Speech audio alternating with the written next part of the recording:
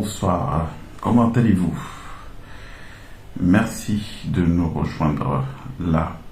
Nous avons parlé de l'arrestation de Junior Ngombe, ce bébé au lait, comme ça que je l'appellerai quand je le vois parler, j'ai comme un soupçon de dent de lait. Ce bébé au lait qui a eu, pas le courage, la responsabilité, je préfère utiliser ce mot parce que ça ne devrait pas paraître extraordinaire ou exceptionnel qu'un citoyen se lève pour parler de ses droits, à partir du moment où nous admettons communément qu'on est dans un état de droit. Bon, sauf que, comme je vous le dis depuis bientôt 6 mois, aujourd'hui, le Cameroun n'est plus un état de droit, et la chance que j'ai pour appuyer mon propos au-delà de mon cas personnel qui a ému certains parmi vous, c'est de voir la multiplication de choses qui sortent, les entorses à la loi, de cette violation du mépris que peuvent avoir donc les gens de Yaoundé, les dirigeants de Yaoundé pour les lois que nous nous sommes tous fixés comme cadre réglementaire pour régir les relations entre citoyens. Donc en général, quand ça devient comme ça, dans un territoire, eh bien, on ne peut plus le qualifier d'état de droit, c'est le règne de l'ensauvagement. On ne peut plus dire aux gens, nul n'a le droit de se faire justice. À partir du moment où il n'y a plus de justice, et on le sait aujourd'hui, il n'y a plus de justice. Pour ce qui est de Junior Ngombe, pardon, on notera que c'est un commando qui est parti de Yaoundé, du CED, pour venir l'enlever à Douala, pour le ramener au CED, donc violant le principe de territorialité qui est connu. S'il y a des gendarmeries éparpillées partout dans le pays, c'est bien pour qu'elles servent à quelque chose. Donc ces gens-là, ils s'en foutent. C'est pas le premier cas, il y a beaucoup d'autres cas. Aujourd'hui, peut-être que les Camerounais font plus attention, mais il y a beaucoup d'autres abus de ce type-là dans notre pays. Alors, il y a Armel que cela a ému. Je l'annonçais à l'instant, il y a Armel qui nous rejoint. Merci Armel d'être là. Merci de prendre du temps toutes les fois qu'il s'agit du Cameroun. J'ai observé une vraie passion chez vous pour les questions liées au Cameroun d'après, le Cameroun qu'on va laisser aux générations futures. Et cette semaine, vous m'avez eu l'air particulièrement très ému par ces histoires d'enlèvement de citoyens camerounais. D'abord, Ramon Kota, Steve Akam, du côté du Gabon, procédure irrégulière, et ensuite le jeune Junior Ngombe enlevé à Douala par la soldatesque venue de Yaoundé. Hein. Vous voyez qu'on n'est plus du tout dans un état de droit. Vous vouliez souligner un peu ces aspects de la question. Oui, bonjour et merci encore pour l'opportunité de parler du Cameroun et de ces sujets de préoccupation. Effectivement, l'arrestation, enfin plutôt l'enlèvement et la déportation de notre compatriote activiste Steve Akam, alias Ramon Kota, ont suscité l'émoi et l'indignation dans la communauté camerounaise, au pays et même partout dans le monde. Donc, des actes de cette nature nous touchent au plus profond parce que au moment où la population est à bout et que on croit qu'on a touché le fond, en fait, ces gens ont toujours une nouvelle carte. Ils ont toujours un joker. Donc, l'arrestation, je vais commencer par parce que après je parlerai du jeune Junior Gombe. L'arrestation de Ramon Kota pose plusieurs problèmes. Oui, elle pose plusieurs problèmes parce que ce Camerounais vivait au Gabon et on connaît ses activités, on connaît ses opinions.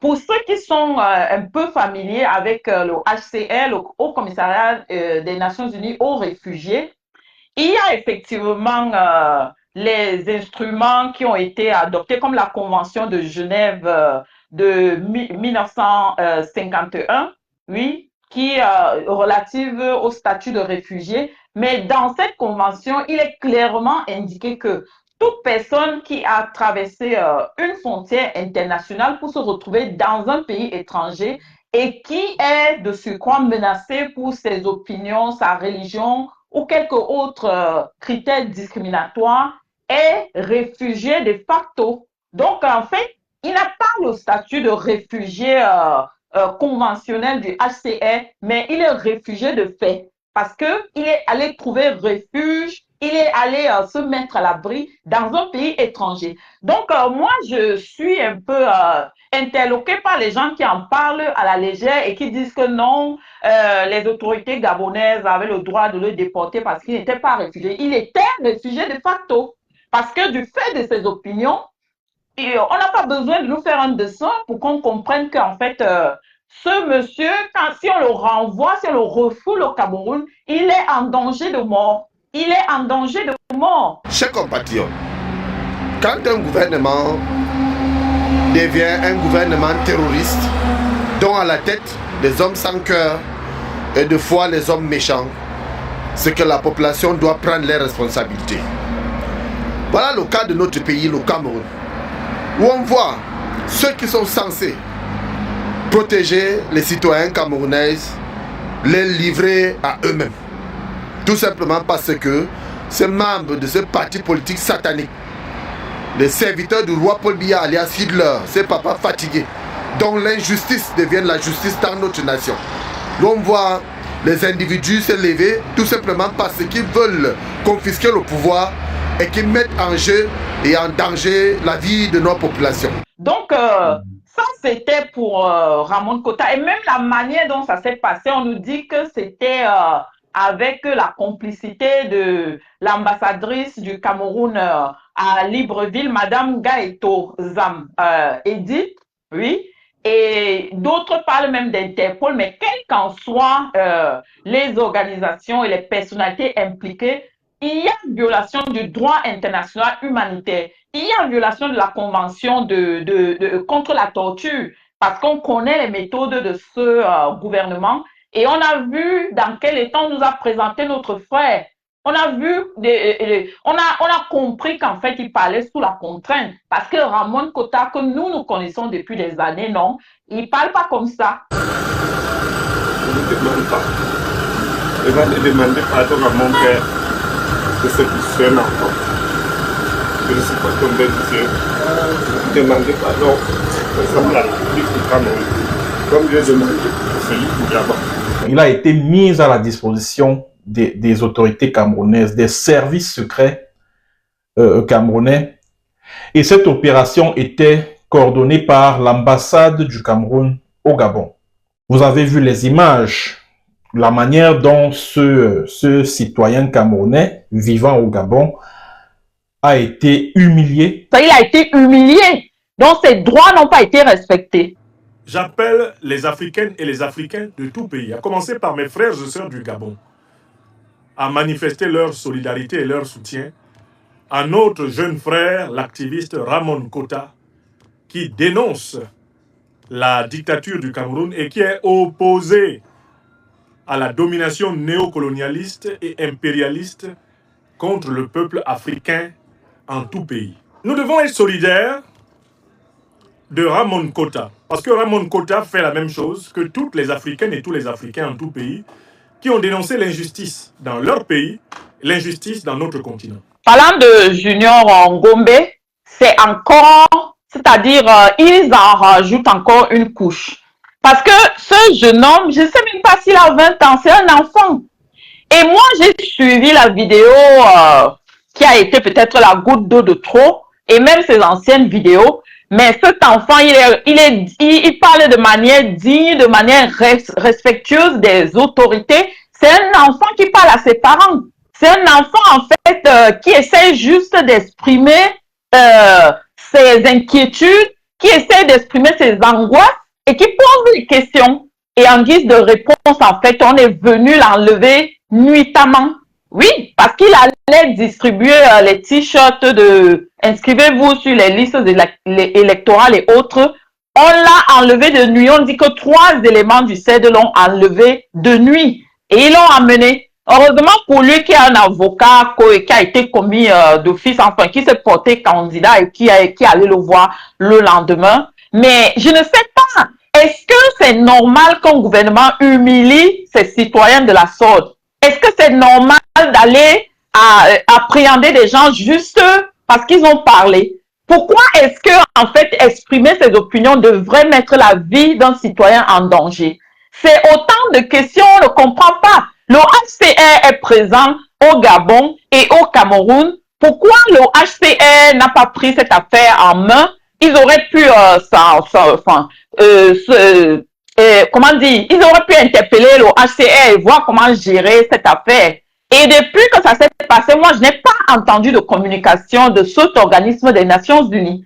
Donc, pour nous, il y a beaucoup de connivence, il y a un questionnement et beaucoup d'inquiétude parce qu'on ne sait pas dans quel état sont nos concitoyens aujourd'hui. Il y a même une photo qui a circulé de Ramon Kota qu'on disait être dans le coma ou je ne sais pas. On ne sait pas. Et le jeune Julien Ngombe nous a dit que pendant 2 jours, il n'a pas mangé. La communauté camerounaise est préoccupée et indignée. Et nous devons tous comprendre, et je me réjouis de ce que beaucoup ont révisé leur positionnement pour dire que ce gouvernement, ce système ne peut être combattu que par la brutalité. Ce gouvernement ne pourra pas être renversé par les urnes. Ce que Guérandi a dit était prémonitoire. Parce que Guérandi a dit que, au regard de la violence et de l'agressivité de ce gouvernement, il ne peut pas être renversé par les urnes. Ce n'est que par la force. Oui. Parce que c'est le seul langage qu'ils entendent.